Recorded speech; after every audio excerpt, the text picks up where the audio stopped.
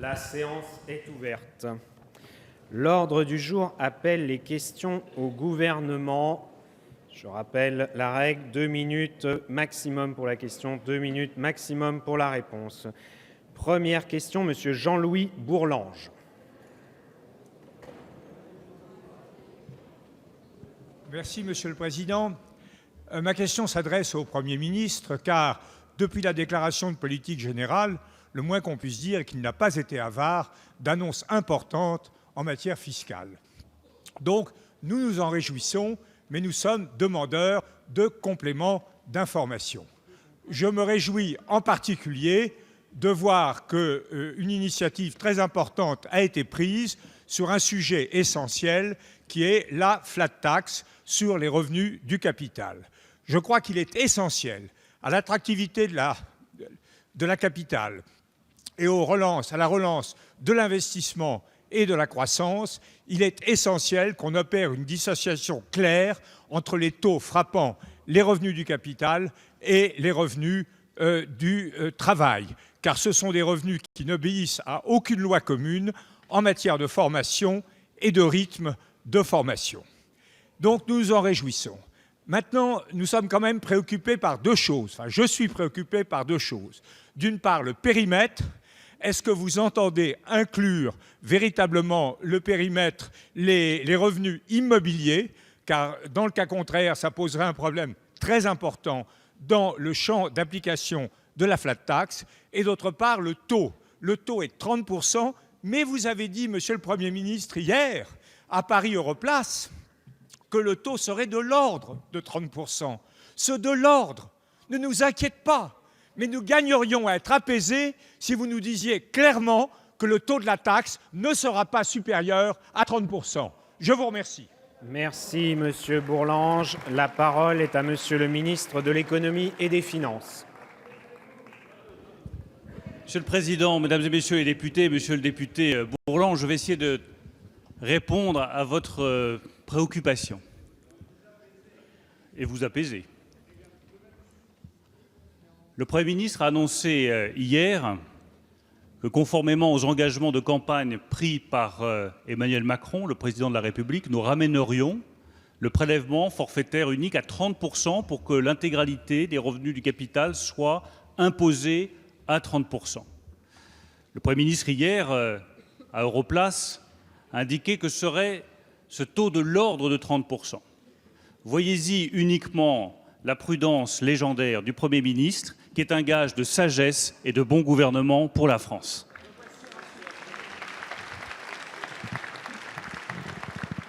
Pour le reste, qu'est-ce qui fait une fiscalité efficace? Ce qui fait une fiscalité efficace, c'est sa lisibilité, sa simplicité. Vous voyez bien qu'aujourd'hui, les prélèvements qui pèsent sur l'épargne sont trop complexes, illisibles pour les Français, incompréhensibles pour les entreprises. Le prélèvement forfaitaire unique permettra de gagner en lisibilité et donc en justice pour l'ensemble des épargnants.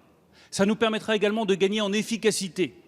Ça nous permettra de rendre notre fiscalité plus attractive pour les investisseurs étrangers et ça nous permettra donc de mieux financer l'économie française. Parce qu'au bout du compte, c'est bien ça le cap qui a été fixé et par le Président de la République et par le Premier ministre, que nous ayons une fiscalité plus juste pour les Français et capable de relancer la croissance, l'activité économique et les emplois pour l'ensemble de notre pays. Merci. Merci, Monsieur le ministre. La parole est à Madame Frédérique Meunier. Merci, Monsieur le Président. Ma question s'adresse à Monsieur le Premier ministre. Lors de votre discours de politique générale, forcément très préparé et validé par l'Élysée, vous nous avez annoncé que votre réforme de l'ISF et de la taxe d'habitation serait repoussée à 2019, voire à une date ultérieure d'ici la fin du quinquennat. Quelle ne fut donc pas notre surprise quand 3 jours plus tard, le Président de la République vous contredit en annonçant que ces mesures fiscales interviendraient finalement dès l'an prochain, en 2018. Ce revirement soudain est au mieux laborieux, au pire inquiétant sur la cohérence de votre politique. Qui faut-il donc croire? Aujourd'hui, la seule certitude, c'est la hausse de la CSG. Pour le reste, ça change tous les 3 jours. Cependant, la question de l'impôt et de la fiscalité de nos compatriotes ne peut souffrir d'une telle improvisation de votre part. Oui, Vous avez hérité d'un budget insincère et de dépenses cachées sous le tapis. Et vous feignez de le découvrir, alors que vous connaissiez parfaitement cette situation, puisqu'elle avait été dénoncée par notre groupe Les Républicains, auquel vous apparteniez, et d'ailleurs, M. Macron ne l'ignorait pas non plus. Comment alors, en 3 jours, avez-vous réussi à trouver le financement de ces mesures, tout en devant d'ores et déjà honorer près de 7 milliards de baisses d'impôts votées par l'ancienne majorité? Dernier point, Monsieur le Premier ministre. Quand comptez-vous enfin faire adopter l'exonération des cotisations sociales sur les heures supplémentaires? C'était l'une de vos promesses de campagne, je vous le rappelle. Est-elle tombée aux oubliettes ou le président va-t-il à nouveau vous contredire? Merci, Madame Meunier. La parole est à Monsieur Gérald Darmanin, ministre de l'Action et des Comptes publics. Monsieur le Président, Mesdames et Messieurs les députés, Madame le député,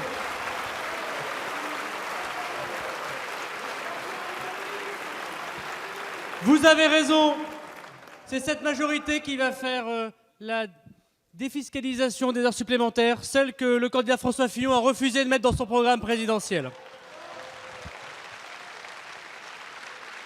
Vous avez raison, c'est cette majorité, c'est ce gouvernement qui va redonner du pouvoir d'achat, puisque dès l'année prochaine, 250 € de moins de taxes d'habitation en moyenne pour les Français. J'espère que vous allez vous réjouir et voter avec nous cette belle mesure de pouvoir d'achat.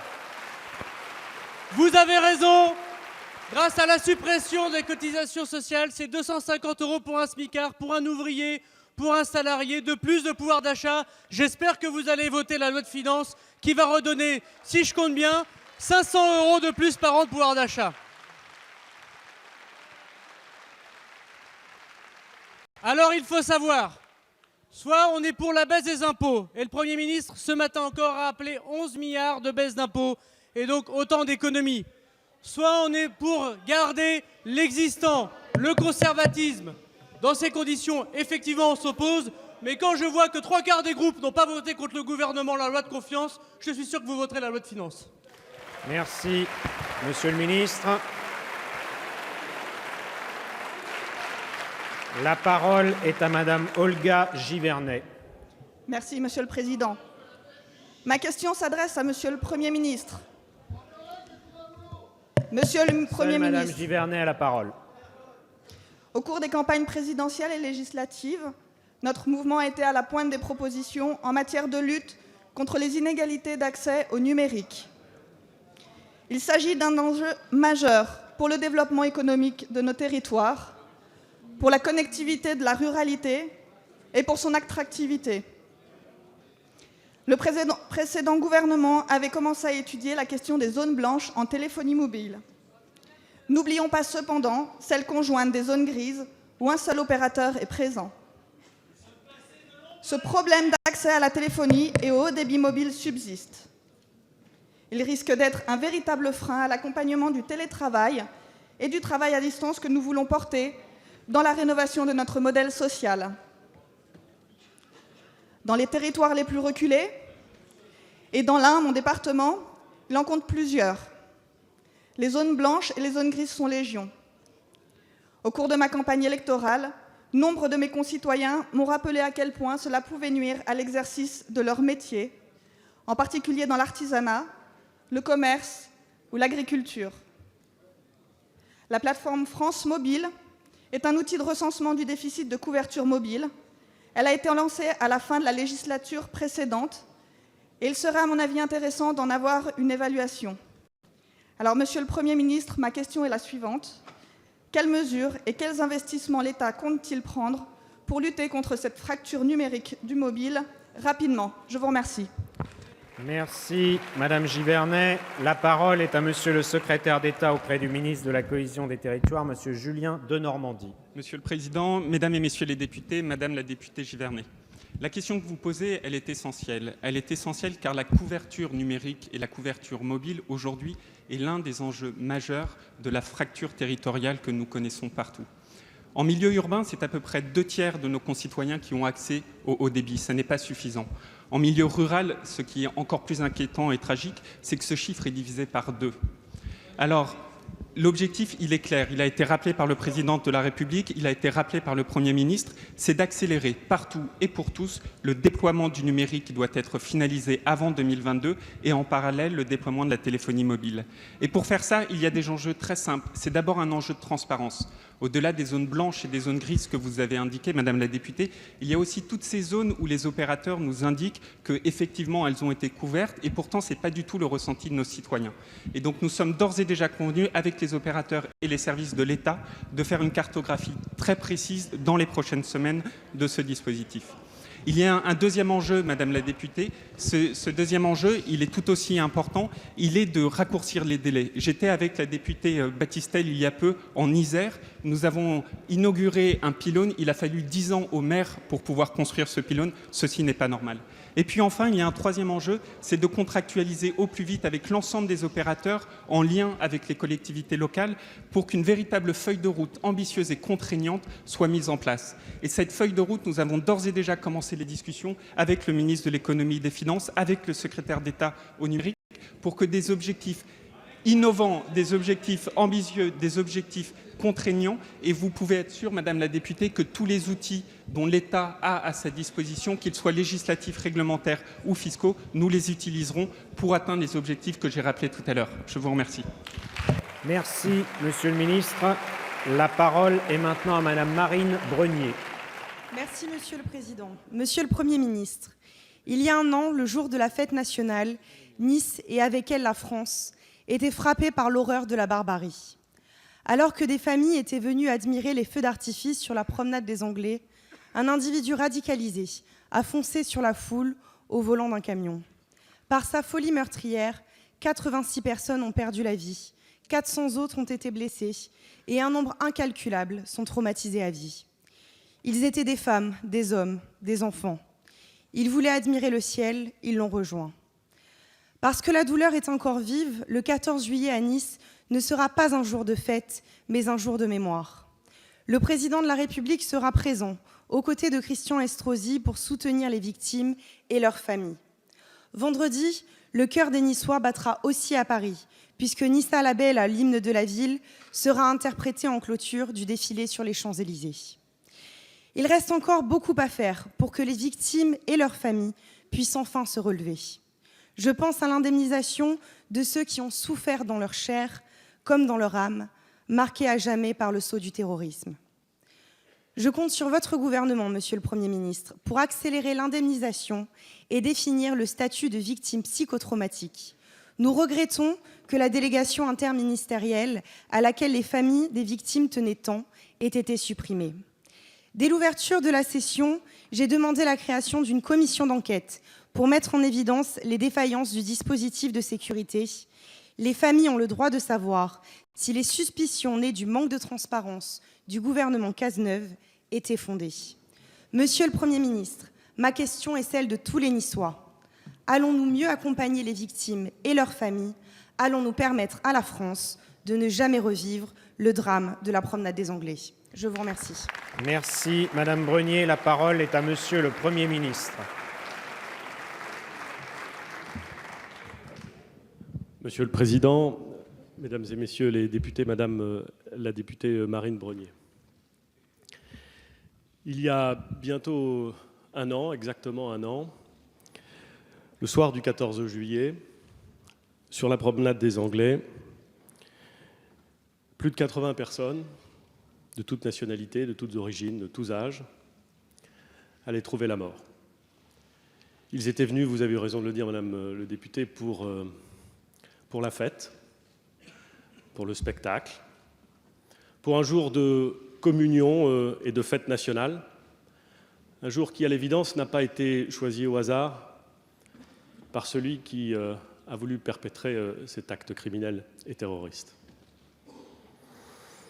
Tous ceux qui ont vécu de près ou de loin cet événement, ceux qui étaient sur place, les familles des victimes, ceux qui ont eu des proches blessés, ceux qui ont survécu, sans rien oublier de cette nuit de cauchemar, ceux qui, par leur courage ou par leur bienveillance, par leur décence, ont, par un geste ou par un acte incroyablement courageux, contribué à surmonter ce drame, les services de police, les services de santé, les services de sécurité civile, tout cela conserveront toute leur vie, le 14 juillet 2016, dans leur mémoire. Ils le disent, ils l'admettent, et peut-être même à certains égards, même s'ils sont discrets, ils le revendiquent. Car leur vie a été transformée, et notre vie a été transformée le 14 juillet 2016. Car choisir ce jour, choisir ce lieu, choisir ce mode opératoire était évidemment destiné à impressionner au sens physique, à terroriser notre pays. Nous ne l'oublions pas. Et nous ne l'oublierons pas. Et vous avez dit à juste titre que le 14 juillet cette année serait à Nice probablement encore plus un jour de deuil qu'un jour de fête. Je crois profondément que le 14 juillet doit rester un jour de fête et qu'une part de notre attachement à la nation est évidemment due à la fête, mais qu'elle n'est jamais trop lointaine et elle n'est jamais synonyme de l'insouciance. Le 14 juillet, nous fêtons la République, et la République a ses moments difficiles et durs, et nous les connaissons et nous ne les oublions pas non plus. Le président de la République a choisi d'être à Nice à l'invitation de Christian Estrosi pour marquer, au fond, cette forme de communion de la nation entière après ce drame indicible et peut-être impensable à l'époque. Qu'attendent de nous les Français aujourd'hui ? Probablement une émotion partagée, c'est vrai, mais sans doute pas seulement. Ils attendent d'abord une dignité face à l'acte qui a été mené contre la République. Ils attendent de la solidarité et ils attendent de la fermeté. Vous avez évoqué les victimes, Madame la députée. Vous avez raison. Nous devons penser à elles, nous devons penser à leurs proches. Nous devons évidemment leur marquer notre solidarité, j'allais dire notre amitié, le fait qu'ils sont des compatriotes ou des concitoyens, et que donc nous devons vivre et souffrir avec eux. J'aurai l'occasion cet après-midi même de réunir, et je crois que ce sera, en vérité, je sais que c'est la première fois qu'il se réunira, le comité interministériel d'aide aux victimes, qui est une instance de travail et de coordination, où siégeront à mes côtés Madame la garde des Sceaux, ministre de la Justice, Monsieur le ministre d'État, ministre de l'Intérieur, et tous les acteurs publics qui interviennent au soutien des victimes. À l'occasion de ce comité interministériel, je présenterai la future déléguée interministérielle à l'aide aux victimes, qui sera nommée prochainement au Conseil des ministres, et qui aura justement la tâche de coordonner l'ensemble des services de l'État qui interviennent en la matière, d'être à la fois le point d'entrée et la tour de contrôle au service du gouvernement et surtout au service des victimes, pour faire en sorte qu'ils ne soient jamais oubliés et toujours considérés. Et puis un mot, Madame la députée, pour dire que les Français attendent aussi de la fermeté. Nous vivons depuis longtemps déjà dans un régime caractérisé par la loi sur l'état d'urgence. Cet état d'urgence ne peut être qu'exceptionnel. Il faut donc en sortir. En sortir, ça ne veut certainement pas dire que l'on imaginerait un instant qu'il n'y aurait plus de menace. La menace, elle est là, elle est présente, elle va durer, je l'ai dit sans me cacher derrière mon petit doigt au moment de la déclaration de politique générale. Mais nous devons sortir de l'état d'urgence. Nous devons donc faire en sorte qu'au moment où nous sortirons de l'état d'urgence, les moyens de l'État, la vigilance de notre pays, les dispositions juridiques nécessaires auront été prises pour faire en sorte que nous puissions affronter avec beaucoup de fermeté, beaucoup de lucidité aussi, et beaucoup d'efficacité, la lutte contre ceux qui veulent ou qui voudraient reproduire de tels actes, contre tous ceux qui voudraient mettre en péril la République et nos concitoyens. C'est la raison pour laquelle, très prochainement, au Sénat, puis à l'Assemblée nationale, sera discuté un projet de loi présenté par le gouvernement pour compléter notre arsenal juridique et pour faire en sorte de donner notamment aux services de police, les moyens dont ils ont besoin, les instruments dont ils ont besoin pour lutter contre le risque terroriste. J'en terminerai, Madame la députée, en disant que j'ai parfaitement conscience que la lutte contre le terrorisme ne dépend pas seulement d'instruments juridiques. Il faudra discuter des dispositions de ce projet de loi. J'espère qu'elles seront adoptées par le Parlement. Mais aucun projet de loi ne protégera définitivement nos concitoyens. C'est à une vigilance permanente, à des réflexes républicains, à des réflexes civiques même, que j'appelle pour que nous puissions tous ensemble aborder le 14 juillet 2017 et tous ceux qui suivront avec l'amour de la République, l'amour de nos concitoyens et la conscience au fond de nous-mêmes que rien, jamais, ne pourra mettre à mal notre République. Merci, Monsieur le Premier ministre. La parole est à Monsieur Jean-Baptiste Djebbari.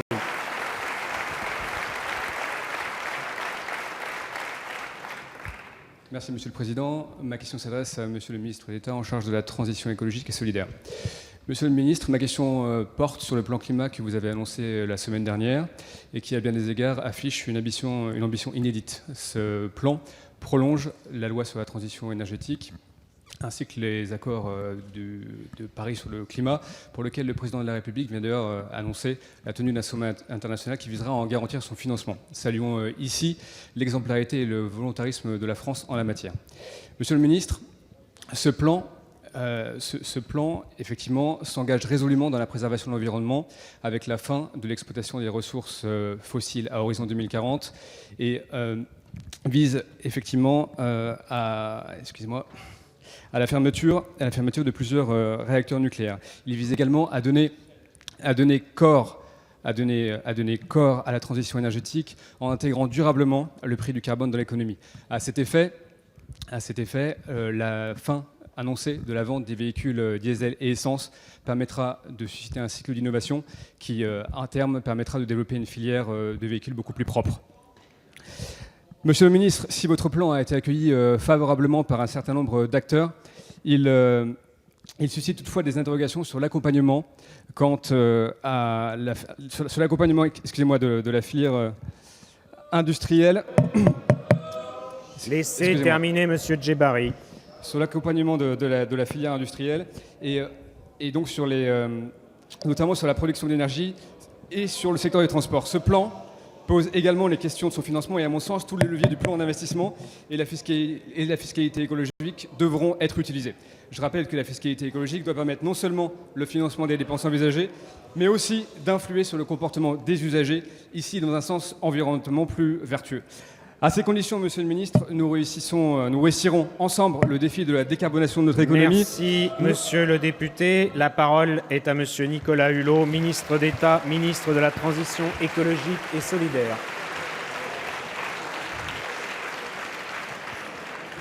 Monsieur le Président, Mesdames, Messieurs les députés, Monsieur le député Djebbari,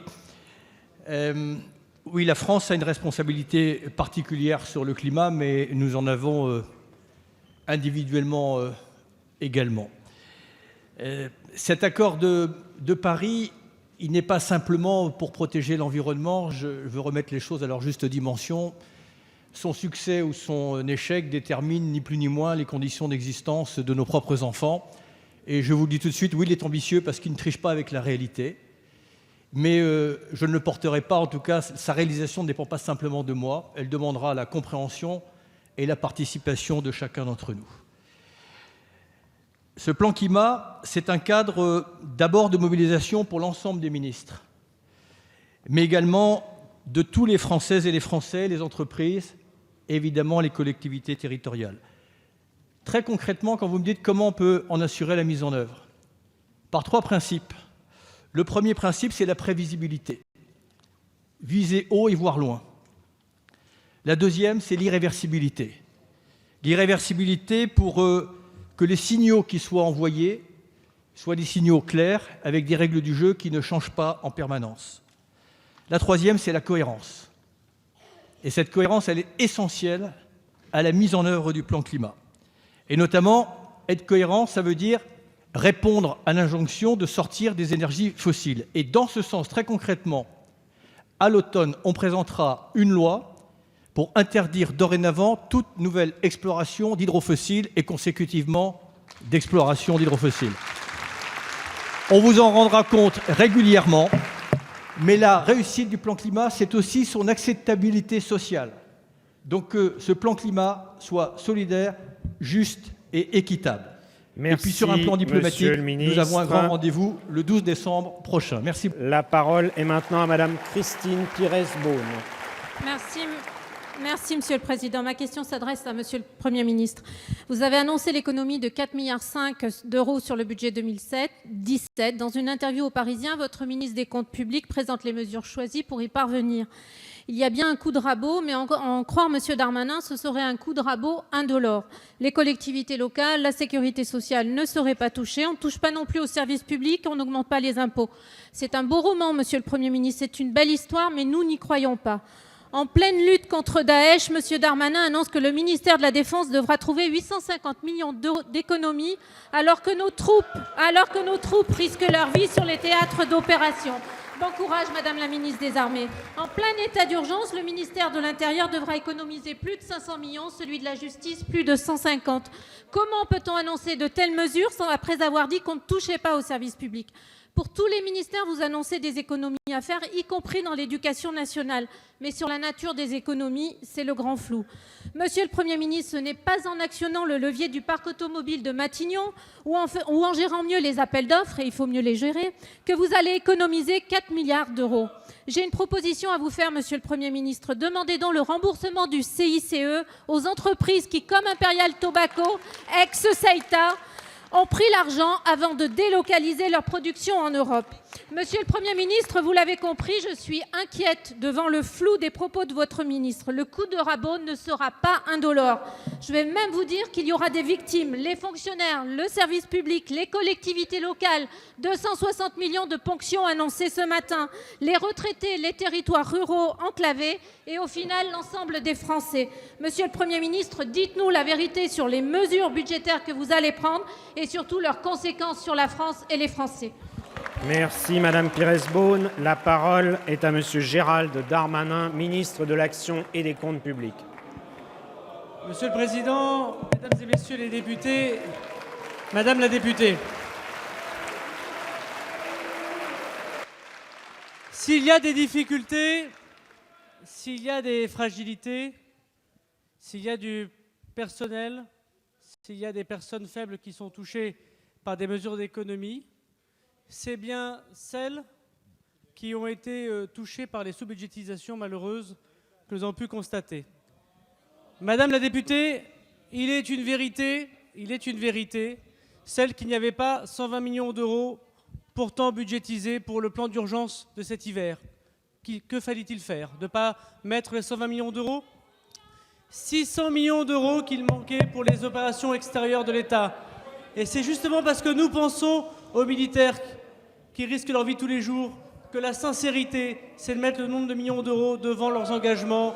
600 millions d'euros de plus qu'il manquait dans ce budget pour les opérations extérieures. L'allocation adulte handicapé n'était pas budgétisée, Madame la députée. Que fallait-il faire? Il fallait donc arrêter au 10e mois de l'année l'allocation versée aux personnes handicapées et pas faire des économies. Que fallait-il faire, Madame la députée, vous qui avez passé 3 heures avec nous en commission des finances, avec le ministre de l'économie et des finances, ne pas mettre les 300 millions d'euros du plan formation qu'il manquait aujourd'hui? Je pense que sur ce point, la démagogie n'a pas lieu ici. La vérité, c'est que nous faisons des économies et qu'il paraît plus facile de parler de dépenses que faire des économies, et il paraît même plus facile de parler des économies que de les faire. Alors aujourd'hui, nous voulons présenter un budget sincère, nous voulons présenter un budget qui va redonner du pouvoir d'achat et relancer l'économie. Nous voulons enfin présenter un budget qui ne fasse plus 57% de dépenses publiques, alors même que vous avez creusé le déficit, la dette et les impôts des Français. Merci, Monsieur le Ministre. La parole est à Madame Catherine Hausson. Merci, Monsieur le Président. Ma question s'adresse à Monsieur le Premier ministre. Monsieur le Premier ministre, les habitants des Hauts-de-France sont inquiets. Les élus de tous bords politiques veulent croire que leur combat et leur mobilisation depuis tant d'années en faveur du grand chantier du canal Seine-Nord ne soient pas remis en question. La genèse de ce dossier fut longue et difficile, mais après trop d'années d'hésitation, un consensus a été trouvé sur le tracé et le financement bouclé grâce à la participation de l'État, des collectivités locales et surtout de l'Europe.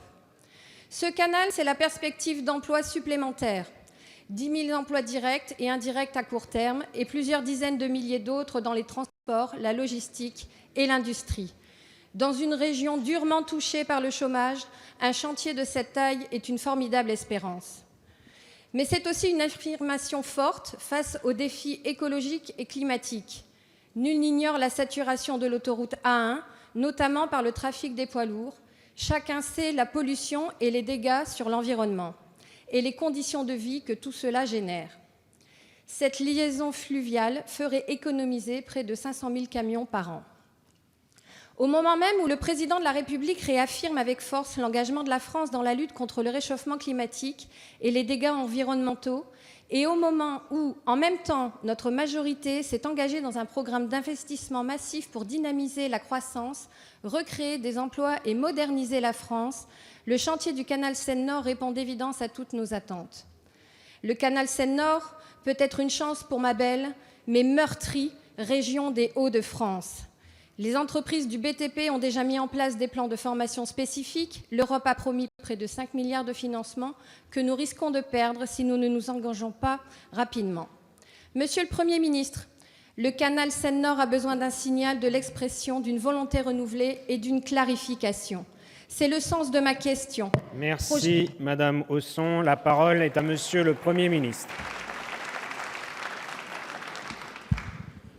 Monsieur le Président, Mesdames et Messieurs les députés, Madame la députée, votre question sur le projet de canal Seine-Nord traduit, nous l'avons entendu dans votre voix, une inquiétude. Je l'ai entendu dans votre voix, je l'ai entendu dans l'expression d'autres parlementaires issus de tous les bancs de cette Assemblée et dans les contacts que j'ai pu avoir avec des élus non parlementaires de cette Assemblée. J'entends cette inquiétude. Et j'ai conscience des interrogations qu'ont suscité les propos du Président de la République lorsqu'il a évoqué la question de la pause et de la réflexion que nous voulions engager sur les infrastructures. Monsieur Hutin, s'il vous plaît. Seul Monsieur le Je Premier connais ce ministre a la projet, parole. Madame la députée. Je sais l'importance qu'il revêt pour l'ensemble des élus de votre région, et d'ailleurs pas seulement de votre région, et pour l'ensemble de la population qui voit dans ce projet une façon de développer l'activité économique, de renforcer l'activité locale, de capter des flux et de développer les activités, notamment les activités de logistique, une fois que les travaux de construction auront été réalisés. J'ai en son temps dit quelles étaient mes interrogations lorsque je siégeais sur ces bancs. Et évidemment, je les assume. Mais je voudrais vous dire, Madame la députée, de la façon la plus claire, la plus ferme, la plus tranquille possible, que ces interrogations sont sans lien avec notre discussion du jour. Ce qui est en discussion, ce qui doit nous occuper, c'est la question de la politique des infrastructures de transport. C'est la question des engagements pris par les gouvernements successifs. C'est la question de la soutenabilité financière de ces engagements. Et c'est aussi la question tout à fait essentielle, et probablement pas assez traitée, de la conciliation entre des nouvelles infrastructures nécessaires et l'entretien des réseaux existants indispensable.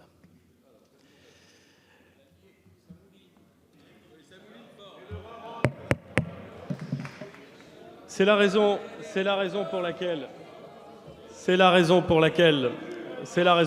Madame la députée, Madame la ministre des Transports tiendra à la rentrée des assises de la mobilité qui permettront d'associer l'ensemble des élus l'ensemble des élus, les collectivités territoriales, les citoyens, les entreprises, les associations, et qui doivent permettre d'identifier à la fois les besoins et les urgences, et je comprends parfaitement la question des urgences, et de construire une trajectoire de financement crédible pour financer l'ensemble des nouvelles infrastructures qui ont été promises, mais dont nous ne savons pas aujourd'hui comment elles sont financées.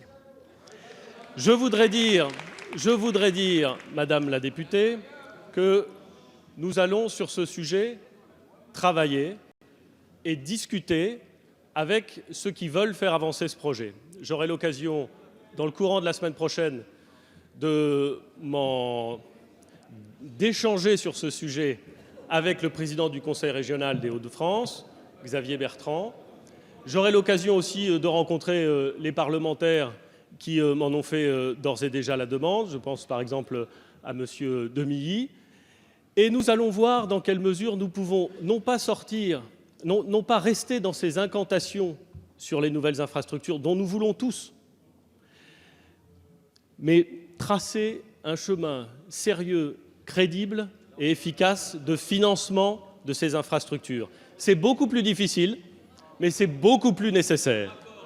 C'est la raison pour laquelle je vous dis, madame, nous allons travailler, nous sommes au travail, nous allons regarder quelles solutions sont envisageables. Et c'était le sens de ma réponse très claire. Merci beaucoup. Merci, Monsieur le Premier ministre. La parole est à Madame Mathilde Panot. Merci, Monsieur le Président. Notre question s'adresse à Monsieur le ministre de la Transition écologique et solidaire. C'est une question de cohérence dont vous parliez tout à l'heure et elle va vous plaire puisqu'elle propose même une économie. Nous avons pris note de l'engagement que vous aviez pris de fermer jusqu'à 17 réacteurs nucléaires jusqu'en 2025, même si cette décision a été tempérée par votre Premier ministre aujourd'hui. Mais dans le même temps, notre groupe de la France Insoumise s'alarme de la décision du 28 juin de valider la mise en service de l'EPR de Flamanville.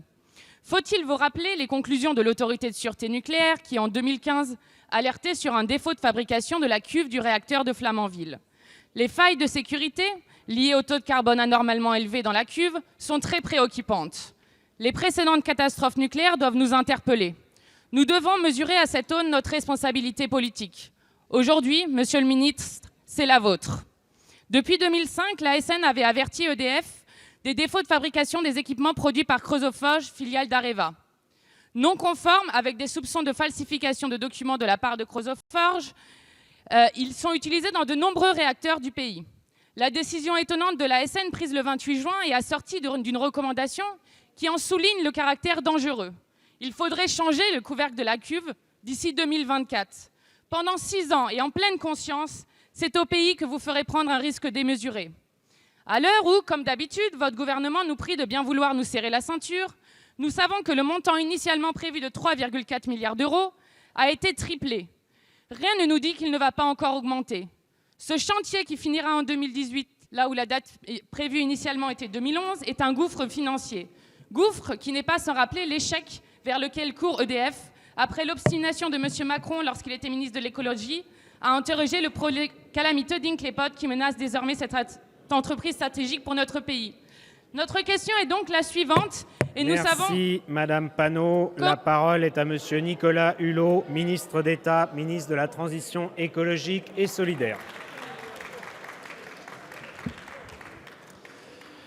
Monsieur le Président, Mesdames et Messieurs les députés, Madame la députée, ai-je besoin de vous dire que sur un certain nombre de points, je partage de longue date vos inquiétudes, mais en l'état, je fais confiance et je recevrai son directeur à l'autorité de sûreté nucléaire. Sur le sujet de la transition énergétique, si j'ai involontairement ou volontairement soulevé une question l'autre jour dans une interview, c'est parce que je pense que le pire dans ce sujet de la transition énergétique, c'est de se masquer derrière son petit doigt. Il y a une loi qui a été votée. Et certains s'évertuent à ne pas voir les conséquences de la loi, et notamment de ce qu'implique l'objectif de 50% dans la production d'électricité de la part du nucléaire en 2025. Ma question, c'est de savoir comment on fait. Comment on fait si on veut éviter la brutalité sociale, l'impasse économique. Et donc, ce que je pense sur ce sujet, et ça sera le cadre de la loi pluriannuelle de l'énergie, c'est qu'il faut qu'ensemble, on ne dissimule rien, qu'on regarde la faisabilité, mais il en est de cela comme du plan climat, on sache où on veut aller, comment on veut y aller, avec 3 stratégies: réduction de notre consommation, diversification de notre bouquet énergétique et mécaniquement la baisse de la part du nucléaire. Mais ceci doit être anticipé, notamment avec les contrats de transition écologique et sociale. Merci, Monsieur le Ministre. La parole est à Monsieur Benoît Simian. Monsieur le Président, chers collègues, ma question s'adresse à Monsieur le Ministre de l'Économie et porte sur la situation préoccupante des salariés de l'usine de Ford de Blanquefort en Gironde, située sur le territoire de ma circonscription. Le 7 juillet dernier s'est tenu un comité de suivi concernant l'avenir de la présence de Ford sur le site de Blanquefort, en présence de la direction américaine de Ford Europe, du préfet de la Nouvelle-Aquitaine, des représentants des salariés et des élus locaux. Lors de cette rencontre, les représentants de Ford ont donné des signes d'espoir aux salariés en acceptant de lancer une étude de faisabilité pour la production de boîtes de vitesse 8 FMID sur le site de Blanquefort. Cette solution apparaît particulièrement cohérente et justifiée. En effet, cette usine est reconnue pour son excellence européenne en matière de transmission. Aussi, localiser la production de ces boîtes sur le site pérenniserait de façon durable l'activité de Ford Aquitaine Industrie et permettrait de sauvegarder plus de 700 emplois. Cette démarche s'inscrit totalement dans la volonté de notre gouvernement de renforcer la compétitivité de nos entreprises et dans le souhait du Président de la République de bâtir une relation franco-américaine solide. Aussi, Monsieur le Ministre, pouvez-vous nous assurer de votre soutien total dans la mise en œuvre de ce projet qui permettra de faire du site de Blanquefort un centre d'excellence européen en matière de transmission et, in fine, d'assurer le maintien de plusieurs centaines d'emplois sur ce site. Merci. Merci, Monsieur Simian. La parole est à Monsieur Bruno Le Maire, ministre de l'Économie et des Finances. Monsieur le Président, Monsieur le député Simian, je partage totalement vos préoccupations sur le site Ford de Blanquefort. Et vous pouvez compter sur le soutien total du gouvernement pour garantir et développer l'emploi sur le site. 16 millions d'euros ont déjà été engagés par les autorités publiques. Nous avons une perspective d'arrivée de nouvelles boîtes de vitesse à partir de 2019 pour équiper des véhicules de type Ford Mondeo ou Ford Galaxy. Je pense que c'est une belle perspective. Mais de la même manière que nous nous sommes mobilisés avec le Président de la République, avec le Premier ministre, pour Arc International, que nous mobilisons tous les jours avec Benjamin Griveaux pour sauver GMS à la souterraine, nous nous mobiliserons avec la même énergie pour le site de Ford sur Blanquefort. Et au-delà de ces soutiens que nous apportons, nous avons une vraie stratégie industrielle pour le pays, parce que l'industrie, ça n'est pas le passé de la France. L'industrie, c'est l'avenir de notre nation. Et pour y parvenir, ça suppose de travailler, comme nous le faisons actuellement, sur une meilleure formation, sur le développement de l'apprentissage et de l'alternance, pour qu'il n'y ait plus d'entreprises industrielles qui cherchent désespérément des soudeurs, des chaudronniers et des ingénieurs, alors qu'il y a des millions de personnes qui cherchent un emploi dans notre pays. Ça suppose, et Gérald Darmanin l'a rappelé tout à l'heure, que nous soyons capables d'alléger la fiscalité qui pèse sur les entreprises. C'est bien en baissant les impôts des entreprises que les entreprises industrielles retrouveront leur compétitivité. Et ça suppose enfin que nous imaginions l'industrie de demain, l'industrie de l'intelligence, celle qui suppose d'investir dans l'innovation et dans les révolutions technologiques actuelles, céder des actifs de l'État pour financer un fonds à hauteur de 10 milliards d'euros nous permettra de financer l'innovation dont notre industrie a besoin pour réussir mieux demain. Merci, Monsieur le Ministre. La parole est à Madame Huguette Bello. Merci, Monsieur le Président. Ma question s'adresse à Monsieur le Ministre de l'Agriculture et porte sur l'avenir de la filière canne-sucre-énergie à La Réunion. Après plusieurs semaines de conflit, un accord de sortie de crise a été signé hier soir et témoigne de l'esprit de responsabilité des planteurs qui ne souhaitent ni paralyser l'île, ni compromettre la campagne sucrière qui doit débuter ces jours-ci. Mais assortir une négociation d'un ultimatum n'est pas la meilleure garantie d'un accord durable, c'est-à-dire d'un accord permettant aux industriels, mais aussi aux planteurs de faire face à la fin des quotas sucriers et des prix garantis par l'Union européenne. Ce bouleversement exige en effet que soient ouverts 2 chantiers prioritaires. Le premier porte sur la nécessaire transparence des coûts de production industrielle et de ce prix d'achat unique pour tous les sucres, bruts et spéciaux, sur la transparence des revenus provenant des brevets et des nouvelles variétés élaborées par un centre de recherche mondialement réputé, ainsi que sur la répartition des richesses issues des produits et des innombrables sous-produits de la canne, notamment de la bagasse. Le deuxième chantier est la mise en œuvre d'un plan de modernisation des centres techniques, les CITS. Les efforts consentis par les planteurs pour augmenter les rendements ne doivent plus être contrariés par des matériels de mesure et d'analyse obsolètes. Cette filière, qui représente 18 000 emplois, a un indéniable potentiel. Elle est déjà une source non négligeable d'énergie renouvelable et un puissant capteur de gaz carbonique. Pouvons-nous, Monsieur le ministre, compter sur votre détermination pour permettre à cette culture d'avenir de déployer toutes ses potentialités? Merci, Madame la députée. La parole est à Monsieur Stéphane Travert, ministre de l'Agriculture.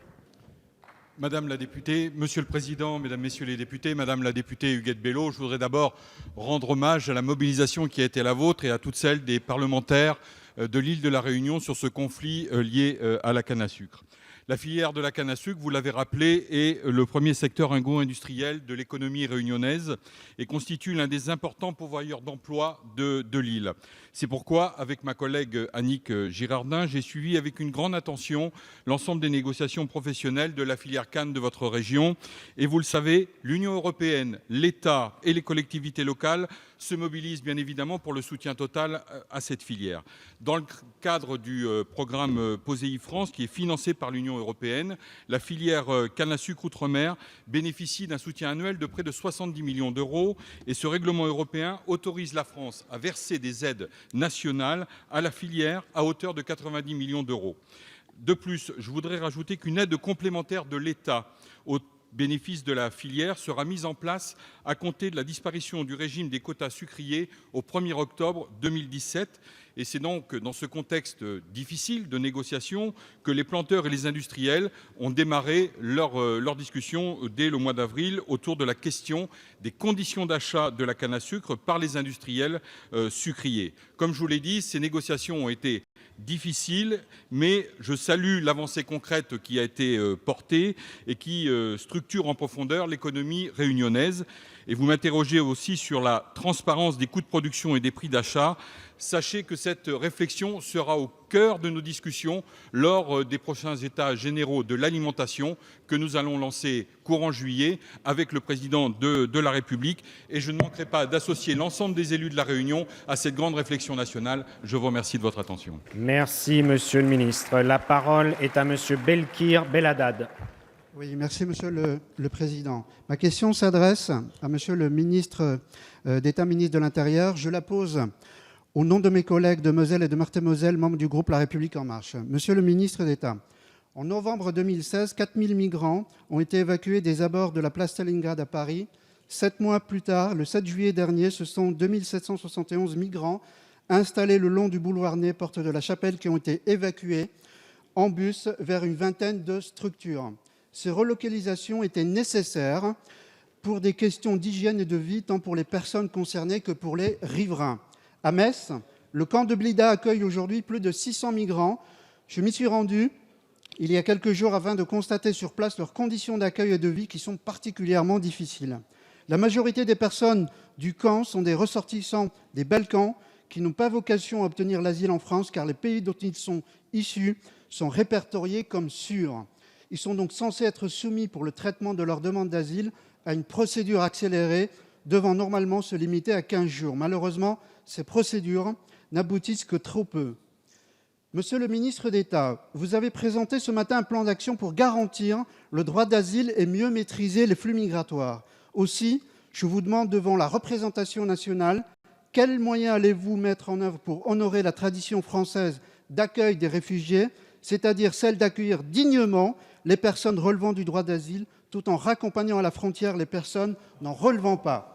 Concernant le cas spécifique de Metz, quelles mesures comptez-vous également prendre conjointement avec les pays concernés et Bruxelles afin d'agir dans le pays d'origine, en l'occurrence ceux des Balkans, pour dissuader ces parcours migratoires humainement difficiles et voués à l'échec d'un point de vue administratif? Je vous remercie. Merci, Monsieur Belladad. La parole est à Monsieur le ministre d'État, ministre de l'Intérieur. Monsieur le Président, Mesdames et Messieurs les députés, Monsieur le député Belladad, lorsque j'étais venu à Nancy avec le gouvernement, vos collègues avaient déjà eu l'occasion de me poser cette question et vous-même alors me l'aviez posée. Je répondrai tout à l'heure à une autre question de M. Pierre-Henri Dumont sur le problème du plan que nous avons préparé ce matin. Mais pour ce qui concerne le problème spécifique des Albanais arrivant en France, il y a évidemment une question qui est tout à fait fondamentale dans la mesure où aujourd'hui, comme vous l'avez indiqué, ils n'ont plus besoin de visa, mais dès qu'ils arrivent dans notre pays ou dans d'autres pays européens, ils demandent le droit d'asile. Aujourd'hui, 75% de la demande d'asile albanaise se fait en France. Et donc, évidemment, pour tout notre pays, en particulier pour la frontière Est, depuis Metz jusqu'au Sud, c'est un problème fondamental. Je me suis donc entretenu hier avec Monsieur le Premier ministre d'Albanie et nous avons décidé ensemble de prendre un certain nombre de dispositions de coopération entre les forces de sécurité françaises et les forces de sécurité albanaises pour pouvoir résoudre dans les prochaines semaines ce problème. Et 2 ministres viendront la semaine prochaine à Paris pour l'évoquer avec moi. Merci, Monsieur le ministre. La parole est à Monsieur Julien Aubert. Ma question s'adresse à Monsieur le ministre de la Transition écologique. Monsieur Bruno Le Maire, ministre des Finances, vient de déclarer lyrique « L'industrie, c'est l'avenir de notre nation ». Alors ma question est simple, Monsieur le ministre. Combien exactement de réacteurs nucléaires prévoyez-vous de fermer d'ici à la fin du mandat d'Emmanuel Macron, suivant quel calendrier, pour quel coût budgétaire et surtout, parmi les 58 en activité, quel site ciblez-vous? Toute la filière, et notamment nos jeunes ingénieurs qui hésitent à poursuivre leurs études dans le domaine nucléaire, ne peuvent pas se satisfaire du flou artistique qui règne actuellement au sommet de l'État. La Cour des comptes dit qu'il faut fermer entre 17 et 20 réacteurs si on applique la loi sur la transition énergétique. Vous annoncez volontairement ou involontairement, je ne sais pas, que vous allez fermer peut-être jusqu'à 17 réacteurs d'ici à 2025. Le Premier ministre dit quelques jours plus tard l'inverse, en disant on va attendre l'avis de la SN en 2018. C'est un gouvernement en même temps. Et enfin, Emmanuel Macron, lorsqu'il était candidat, s'était engagé à augmenter de l'équivalent de 6 réacteurs la production d'énergie renouvelable. Et donc, en toute logique, cela veut dire fermer 6 réacteurs d'ici à 2022. Et puis le reste, c'est-à-dire 11, dans les 3 dernières années, vos successeurs vous remercieront. 17 réacteurs, cela pose un vrai problème de substituabilité. Ça veut dire, à production d'électricité équivalente, construire 17 000 éoliennes, c'est-à-dire faire en 8 ans le double de ce qu'on a réussi péniblement à faire en 2 décennies, et simultanément couvrir la moitié des toits de France avec des panneaux photovoltaïques pour une superficie totale équivalente à celle des départements du Val-de-Marne, de Seine-Saint-Denis et des Hauts-de-Seine réunis. 17 réacteurs à 250 millions d'euros, l'indemnisation, si je reprends Fessenheim, c'est plus de 4 milliards d'euros. C'est pas M. Darmanin qui va être heureux avec ça. Sans compter le financement du plus grand plan social jamais imaginé dans le secteur public et les pertes d'EDF. 17 réacteurs, cela fait 8300 personnes très exactement qui attendent de savoir à quelle sauce ils vont être mangés. J'ai entendu que la France Insoumise ne défendait plus les travailleurs. Nous le faisons. Et donc je vous repose ma question. Est-ce que vraiment vous pensez que c'est faisable techniquement et budgétairement? Monsieur Aubert. La parole est à Monsieur Nicolas Hulot, ministre d'État, ministre de la Transition écologique et solidaire. Monsieur le Président, Mesdames, Messieurs les députés, Monsieur le député, je suis un tout petit peu étonné que cette question, la représentation nationale, ne se la pose que maintenant. Non, la loi sur la transition énergétique, elle ne date pas d'aujourd'hui. Et l'objectif de 50%, je suis le premier à avoir fait remonter les conséquences de cet objectif. Mais la question vaut d'être posée, parce que si on l'improvise et si on ne l'anticipe pas, je ne vois pas d'ailleurs quelle solution et avec quelle modalité nous allons pouvoir y parvenir. Donc je pense qu'en début de quinquennat, la priorité, c'était bien de mettre cette question sur la table, parce qu'à force de se masquer la réalité, eh bien, nous arrivons dans une forme de brutalité. Et la transition énergétique, elle ne se fera pas dans la brutalité ni dans l'improvisation. Et je vous rejoins. Fermer Fessenheim, ça n'est pas une stratégie, ça n'est pas une politique. Anticiper, regarder effectivement, territoire par territoire, sur des critères sociaux, économiques et sécurité, on va regarder ça et c'est le cadre et l'objectif de la programmation pluriannuelle de l'énergie. Et j'ai ouvert ces travaux fin juin et fin 2018. Je pense qu'ensemble, nous pourrons répondre à cette question. Merci beaucoup.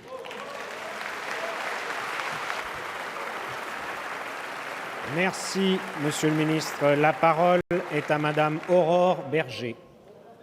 Monsieur le Président, ma question s'adresse à Madame la Secrétaire d'État en charge des personnes handicapées. J'associe à ma question mes collègues Natalia Pouziref et Adrien Taquet. Madame la Ministre, je voulais vous parler d'Arsène. Arsène est un petit garçon de 6 ans. À 6 ans, Arsène ne parle pas. Il a chaque semaine des séances de rééducation et d'orthophonie à plaisir, de psychomotricité à trappe, d'orthoptie au Perret. Arsène est aujourd'hui ballotté entre un milieu scolaire totalement traumatisant pour lui et un hôpital de jour inadapté, malgré la volonté, la compétence et le dévouement des personnels. Arsène est un petit garçon autiste. Il y a des milliers d'Arsène dans notre pays. Il serait au moins 100 000 de moins de 20 ans. L'évaluation qui a été faite du 3e plan autisme a révélé des fragilités de gouvernance, l'insuffisante association des collectivités et la faiblesse de l'interministérialité. Elle a surtout révélé des problèmes graves quant au soutien et au suivi des familles qui sont contraintes d'évoluer dans un environnement complexe, inefficient et même parfois humiliant pour elles. Tout relève du parcours du combattant, manque d'AVS, manque de place en IME, difficulté de prise en charge, absence de formation adaptée des professionnels de santé. Le 6 juillet dernier, le président de la République a lancé la concertation autour du 4e plan autisme en votre présence et celle de plusieurs membres du gouvernement. Le handicap est d'ailleurs une des priorités du quinquennat. Aussi, Madame la Ministre, pouvez-vous nous préciser les mesures que vous entendez prendre pour remédier à ces difficultés et améliorer durablement la prise en charge et l'inclusion des jeunes autistes? Je suis persuadée que vous trouverez sur l'ensemble des bancs de notre Assemblée l'écoute, le soutien et la détermination nécessaires pour que nous soyons fidèles à notre promesse républicaine. Merci, Madame la députée. La parole est à Madame Sophie Cluzel, secrétaire d'État chargée des personnes handicapées. Monsieur le Président, Mesdames et Messieurs les députés, Madame la députée Berger, je vous remercie de votre question qui me permet de partager avec vous la priorité gouvernementale que constitue l'inclusion des personnes avec autisme. La concertation préparatoire au 4e plan a été lancée en effet jeudi dernier à l'Élysée en présence du Président de la République et de 3 ministres, Agnès Buzyn pour la santé, Jean-Michel Blanquer pour l'éducation, Frédérique Vidal pour la recherche et l'innovation, soulignant ainsi l'engagement collectif à cette cause. Au-delà de l'urgence évidente, il faut quand même saluer les efforts réalisés tout au long des 3 derniers plans. Cependant, l'isolement et le manque de solutions d'accompagnement sont trop de souffrances qui ne peuvent plus rester inaudibles. Les dizaines de courriers que nous recevons tous les jours témoignent de la détresse des familles. Encore trop de personnes restent non diagnostiquées et nous devons agir maintenant avec efficacité. Il faut reconnaître l'ensemble des troubles associés à l'autisme, arrêter d'assigner les personnes autistes à une représentation, une identité qui n'est pas la leur. La société doit apprendre à accueillir et valoriser leurs talents, et ce, dès le plus jeune âge, car vous avez raison, tout commence par l'école. Vous avez, Madame la députée, parfaitement posé la problématique. Diversité des situations, lenteur des réponses, rupture de parcours, voilà les enjeux de ce 4e plan qui fera également toute sa place à l'emploi des adultes avec autisme. Les solutions seront construites à partir des territoires, en associant les collectivités territoriales, notamment les départements, chefs de file des politiques sociales, mais aussi les professionnels de santé, les chercheurs et surtout les familles et les personnes avec autisme. La réelle nouveauté de cette concertation sera de faire remonter les bonnes pratiques dans les 6 mois qui viennent pour avoir un plan d'action opérationnel début 2018. Votre soutien à tous est important pour la mise en œuvre de cet engagement, car une société qui prend soin des plus vulnérables se grandit. Merci, Madame la Ministre. La parole est à Monsieur Pierre-Henri Dumont. Merci, Monsieur le Président. Ma question est adressée à Monsieur le Premier ministre. Monsieur le Premier ministre, mes chers collègues, à Calais et dans le Calaisis, la situation migratoire reste catastrophique. Depuis le démantèlement de la jungle, rien n'a été fait. Les migrants illégaux continuent de s'accumuler dans l'impasse constituée par Calais et la seule réponse de votre gouvernement est d'y envoyer toujours plus de police. Ce sont à ce jour près de 600 migrants illégaux qui sont présents, sans aucune hygiène, sans prise en charge par l'État, sans considération aucune pour les élus locaux et le maire de Calais. Autoroutes bloquées et embrasées, marchandises souillées, cultures agricoles dévastées, commerçants désespérés, habitants désabusés, tout ceci n'est plus tolérable. Les habitants du Calaisis ne sont pas des sous-citoyens. Comme tous, partout en France, nous avons le droit de vivre en sécurité. Depuis 20 ans, nous subissons cette situation qui n'a que trop duré. Les forces de police présentes sur le territoire, admirables de courage, luttent avec leurs moyens mais sont désemparées par l'absence de réponse judiciaire. Il est temps de faire appliquer à Calais la loi de la République française. Si nous sommes d'accord sur la réforme nécessaire du droit d'asile, votre gouvernement reste terriblement silencieux sur la réponse à apporter à l'urgence du Calaisis. Rien de concret pour redonner de la tranquillité aux habitants. Rien de concret pour apporter une solution aux migrants loin de Calais. Rien de concret pour soulager les entreprises, commerçants, agriculteurs. Aujourd'hui, nous avons 600 migrants illégaux sur ma circonscription. Demain, si vous ne faites rien, ils seront à nouveau 10 000. Monsieur le Premier ministre, comptez-vous enfin prendre la mesure de ce qui se passe réellement à Calais dans le Calaisis et comptez-vous agir concrètement afin de mettre fin à cette situation intolérable pour l'honneur de la France, pour les migrants et pour les habitants? Je vous remercie. Merci, Monsieur le député. La parole est à Monsieur Gérard Collomb, ministre d'État, ministre de l'Intérieur. Monsieur le député, comme vous le savez, une des premières visites que j'ai effectuées sur le terrain était pour aller à Calais. Parce que je connais l'urgence du problème. J'ai pu m'entretenir à la fois avec Madame la maire de Calais, avec l'ensemble des acteurs économiques. J'ai tenu à rencontrer également les associations qui sont dans le soutien aujourd'hui aux migrants. Et comme vous le savez, ce matin, nous avons présenté en Conseil des ministres un plan dont le titre dit tout de la politique que nous voulons mener, garantir le droit d'asile, mieux maîtriser les flux migratoires. Nous pensons en effet que si nous voulons conserver, préserver cette belle tradition française qu'est le droit d'asile, il ne faut pas le confondre avec les flux migratoires irréguliers et donc nous devons agir dans 3 directions. D'abord, maîtriser en amont les flux migratoires qui ne proviennent pas de pays qui sont en difficulté humanitaire et donc être extrêmement vigilants. Et le ministre des Affaires étrangères a indiqué les mesures qu'il comptait prendre. Deuxièmement, développer effectivement un certain nombre de places d'hébergement, réduire la longueur de l'instruction pour la reconnaissance du droit d'asile et ensuite éloigner mieux celles et ceux qui ont été déboutés du droit d'asile. Aujourd'hui, c'est évidemment une infime minorité. Demain, nous mettrons en place les procédures qui permettront de résoudre ce problème. Merci, Monsieur le ministre. La parole est à Monsieur Régis Juanico. Merci, Monsieur le Président. Monsieur le Premier ministre, à l'âge de 35 ans, l'écart d'espérance de vie entre un cadre et un ouvrier est de 6 ans pour les hommes, de 3 ans pour les femmes. Cette inégalité sociale majeure se traduit très concrètement. Les salariés exposés à des conditions de travail pénibles bénéficient de leur retraite moins longtemps que les autres et dans un état de santé plus dégradé. La pénibilité au travail est une réalité quotidienne pour des millions de salariés. Personne ne peut le nier, pas même le président de la République. Le compte personnel de prévention de la pénibilité, C3P, est une grande avancée sociale en faveur des ouvriers.